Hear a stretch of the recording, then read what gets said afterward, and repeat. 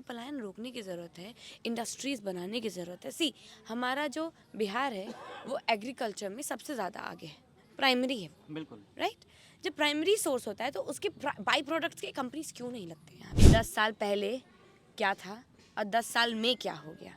अगर अच्छी खासी रोड डैमेज हो जा रही है, चलने के लिए नहीं है, ऐसा लग रहा है कि रोड के ऊपर नाव तैर सकता है, तो फिर वो रोड नहीं है। जब कोई सोच क्लियर हो ना, तो उसको एप्लीकेशन में लाने की ज़रूरत है। अगर जीतती हूँ तो ज़रूर एप्लीकेशन में लाऊंगी, नहीं भी जीती ना तो कम से कम ये कंसल्टेंसी वाला तो ज़रूर करूँगी। अच्छा। Topic which I did not mention, रोज़गार।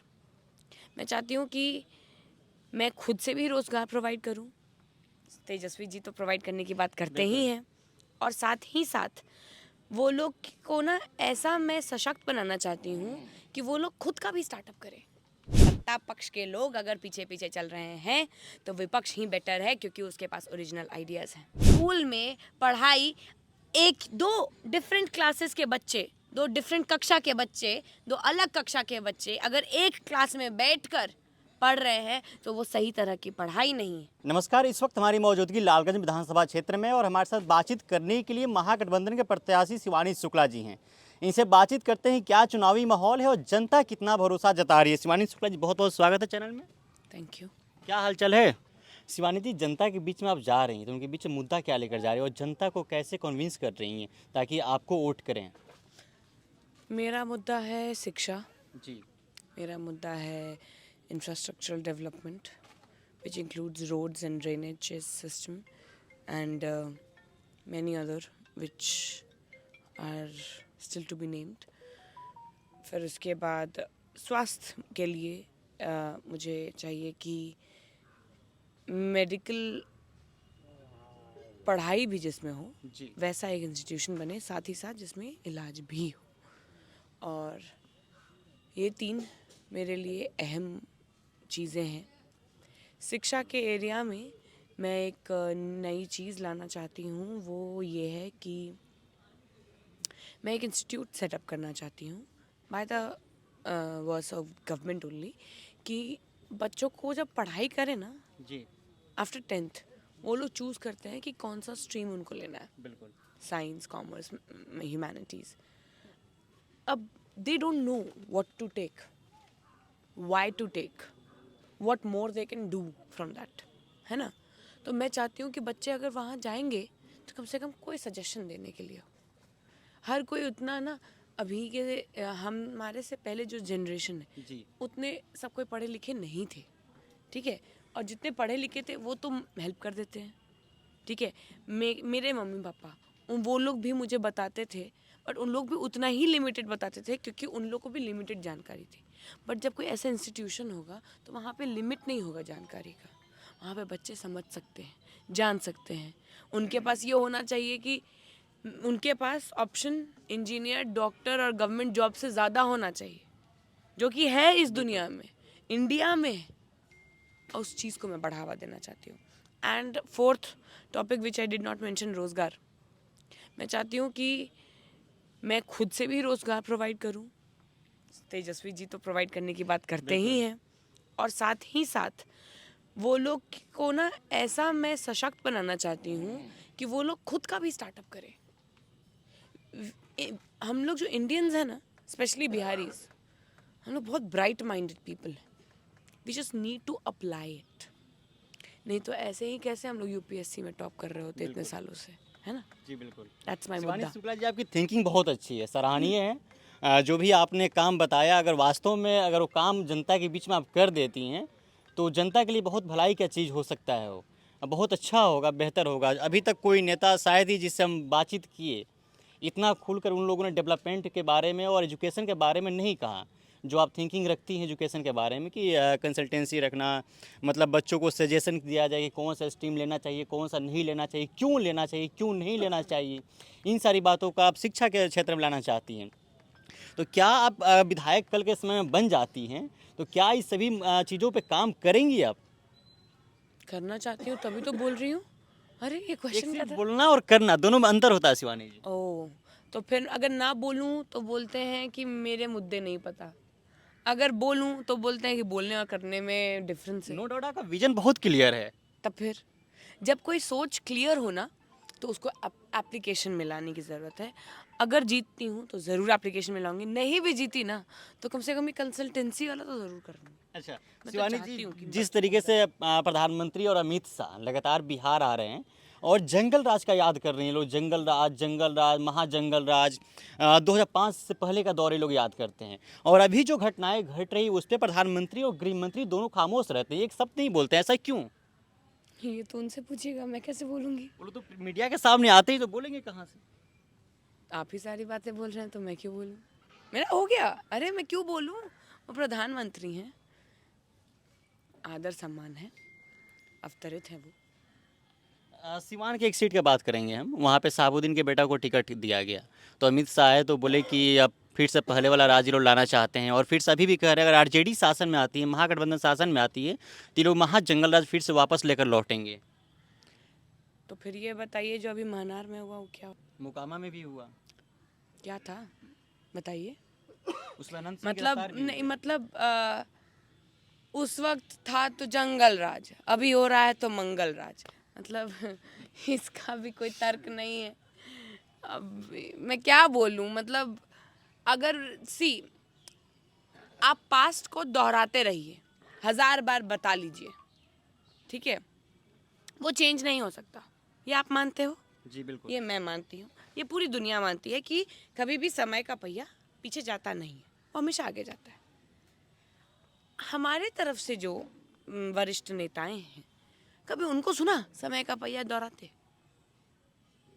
क्या बोल रहे हैं वो लोग? अभी की बात कर रहे हैं? कर रहे हैं? नहीं कर रहे हैं।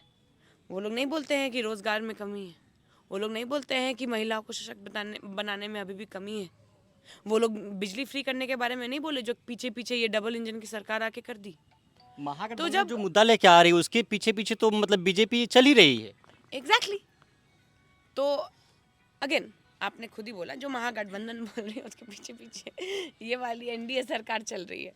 तो आप बताओ अब मुझे कि सरकार चला कौन रहा है, विपक्षी या पक्षी? सत्ता पक्ष के लोग अगर पीछे पीछे चल रहे हैं तो विपक्ष ही बेटर है, क्योंकि उसके पास ओरिजिनल आइडियाज़ हैं। शिवानी शुक्ला जी, आपका वीडियो सोशल मीडिया पर काफ़ी तेज़ी से वायरल होता है और आपको टिकट जो था, मतलब टिकट के लिए सभी लोग सोशल मीडिया पर लिखना शुरू कर दिए थे कि शिवानी शुक्ला को लालगंज से टिकट मिलना चाहिए, ऐसा मतलब क्या था? प्यार था, और क्या था? प्यार था, सिंपल एंड प्लेन। प्यार था, साथ था, भरोसा था। सी, आप एक बात समझो, there are 2 people in front of you. Example दे रही हूँ, इसको लिटरल मत लेना। बिल्कुल। There are 2 people in front of you. एक आप जानते हैं कि जिसके पास नॉलेज कम है, ठीक है, पर वो बात सही बोल रहा है। एक आप जानते हैं कि उसके पास नॉलेज ज़्यादा है और वो भी बात सही बोल रहा है। तो आप किसकी बातों को मानोगे? बताओ, आप बताओ, मैं आपसे पूछी, नहीं बताओगे? तब आप मेरा आंसर दे रहे हो। आप नहीं बता रहे हो तो मेरा आंसर खुद में मिल जा रहा है, बात ही खत्म।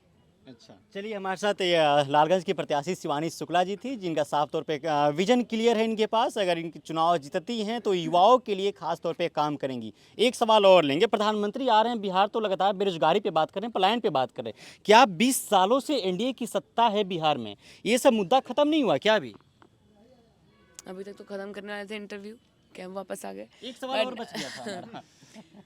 यार, पलायन इज़ अ बिग मुद्दा, ठीक है, और ये इसीलिए हो रहा है क्योंकि बिहार में ना स्रोत नहीं मिल रहा है रोज़गार बढ़ाने का, और उसी मुद्दे को लाता है महागठबंधन सरकार के सारे प्रमुख नेताएं। वो बात करते हैं कि पलायन रोकने की ज़रूरत है, इंडस्ट्रीज़ बनाने की ज़रूरत है। सी, हमारा जो बिहार है वो एग्रीकल्चर में सबसे ज़्यादा आगे है, प्राइमरी है वो, बिल्कुल। राइट? जब प्राइमरी सोर्स होता है तो उसके बाई प्रोडक्ट्स के कंपनीज क्यों नहीं लगते यहाँ पे, इंडस्ट्रीज़ क्यों नहीं लगते? अगर आप एक भी फैक्ट्री खोल लो तो उसमें नहीं भी तो आप 150 लोगों को एम्प्लॉयमेंट दे रहे हो। बिल्कुल। क्या 150 लोगों की एम्प्लॉयमेंट की समस्या ख़त्म होगी? अब मान लो अगर एक फैक्ट्री 150 करती है तो मान लेते हैं कि हम लोग अभी के समय में लालगंज में ही सिर्फ 2 प्रखंड हैं, दोनों प्रखंड में एक एक इंडस्ट्री खोल दो, कम से कम 300 लोगों का समस्या खत्म होगा। बिल्कुल। फिर उसके बाय प्रोडक्ट्स के बाद भी वो फैक्ट्री का मैंने सिर्फ बोला कि 150, उसके बाद सप्लाई में आएगा काम, है ना, उसके बाद आगे डिस्ट्रीब्यूटर्स में आएगा काम, उसके बाद शॉप्स के लिए काम खुलेगा। तो आप स्रोत ही तो पैदा कर रहे हो, बट अगर आप इंडस्ट्रीज खोलोगे नहीं, आप यहाँ पे फैक्ट्रीज खोलोगे नहीं, तो आप उन सारी चीज़ों से वंचित कर रहे हो लोगों को। तो इससे क्या हो रहा है, रोज़गार कम हो रहा है, इससे क्या हो रहा है, मनी कैपेसिटी कम हो रही है। We can increase everything. सोचने और विचारने की ज़रूरत है। जो इन्होंने बोला था सत्ता पक्ष ने कि वो करेंगे, बट वो कर नहीं रहे। तो आई रिक्वेस्ट एवरीबडी, जो ये करने का विचार रख रहा है उसको दो। आप लोग ने देख लिया, आप सभी लोगों ने देख लिया 10 साल में कि क्या कहा और क्या किया। क्यों नहीं? अभी आप बोला गया था कि इतना सारा नौकरी जब तेजस्वी जी बोले कि देंगे, तो बोला गया थोड़ा गलत शब्दों को यूज़ करते हुए कि वो कहाँ से लाएंगे जी, है ना। अभी जो नया नया उन्होंने जारी किया, कितना करोड़ दे रहे हैं? 1 करोड़ लोगों को अब वो रोजगार दे रहे हैं। कैसे हैं? थोड़ा तो सोच के किया करिए, फिर पीछे पीछे आ गए आप लोग।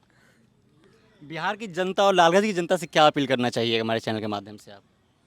मैं अपील यही करना चाहती हूँ कि आप लोग ने देखा है, लालगंज ने देखा है कि 10 साल पहले क्या था और 10 साल में क्या हो गया।